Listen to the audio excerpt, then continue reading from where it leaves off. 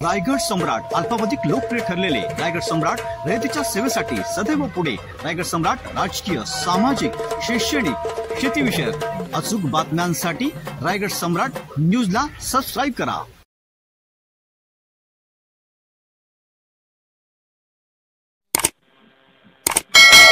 सर्व माझ्या पत्रकार बांधवांना जय शिवराय, जय भीम, जय संविधान।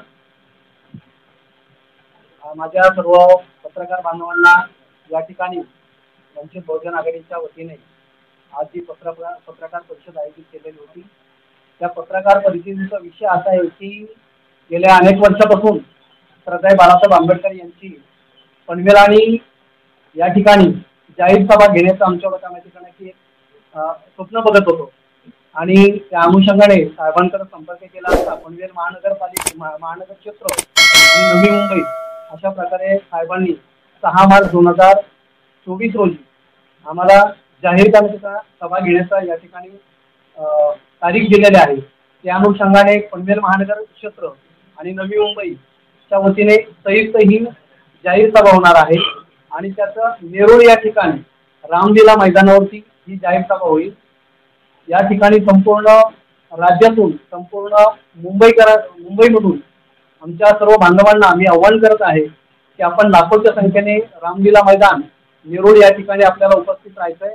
संध्याकाळी 4 वाजता 6 मार्च 2024 ठीक आहे, जवळजवळ 2 लाखापेक्षा जास्त क्राऊड उपस्थित राहणार आहे। कारण आपण बघितलं असेल की महाराष्ट्रामधल्या संपूर्ण जे काही जाहीर सभा बाळासाहेब ठेवायला लागलेल्या आहेत, तर सर्व वंचित घटकातले जे आमचे बांधव आहेत या लाखोच्या संख्येने त्या ठिकाणी हजेरी लावत आहेत। आणि मुंबई म्हटल्यानंतर मुंबईमध्ये आज तुम्हाला माहिती आहे की वंचितचं खूप मोठी ताकद नवी मुंबई आणि पनवेलमध्ये आता काही आम्ही जिथपासून सुरुवात केली तर वर्षभरामध्ये ताकदीने आम्ही वंचितची ही बांधणी ही जोरात चालू झालेली आहे।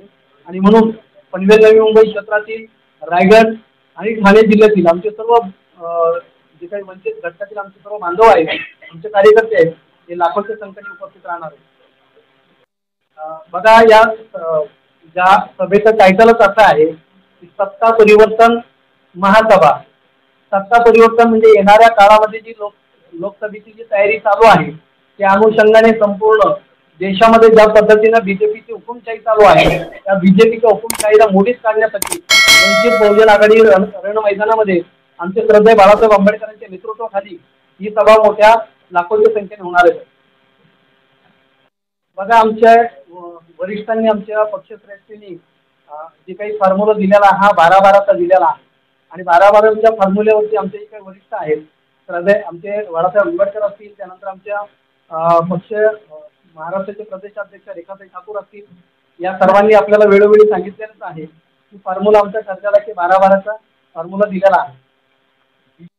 येणाऱ्या काळामध्ये नवी मुंबई आणि पनवेल आणि रायगड आणि ठाण्यामध्ये नक्कीच तुम्हाला सांगतो का नाही की ही पक्षाला तर बळ देणारीच आहे, पण इथे परिवर्तन करणार सुद्धा ही ही सभा दखल घ्यावं लागणार आहे ज्या आमच्या मित्र पक्षांना आहे। बघा, आमच्या बाळासाहेबांनी आपल्याला सांगितलं आहे कारण की पाठिंबा आमचा आरक्षणाला पण आहे। आणि आता तुम्ही ऐकलं असेल पुण्याची जी 27 तारखेची सभा आपण लाईव्ह बघितली असेल की बाळासाहेबांनी उलट असंही म्हटलंय जरांगेंना की तुम्ही जालन्याची कमिटी लोकसभा लढवा, आम्ही तुमच्या पाठीमागे उभा आहोत।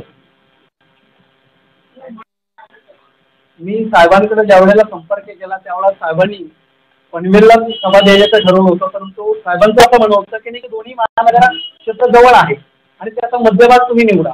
आणि म्हणून त्याही अध्यक्षाला आमचे तिकडले जे अध्यक्ष आहेत दिलीप बंदतोडे आहेत, ते धनगर समाजामधून आहेत आणि मग दोघांना आम्हाला एकत्र कमिटीकडे महानगराची सभा घ्यायला सांगितली असताना दोन्ही महानगराची ताकद वाढवण्याच्या उद्देशाने आम्ही सेंटर ठिकाणी ठेवली ती सभा।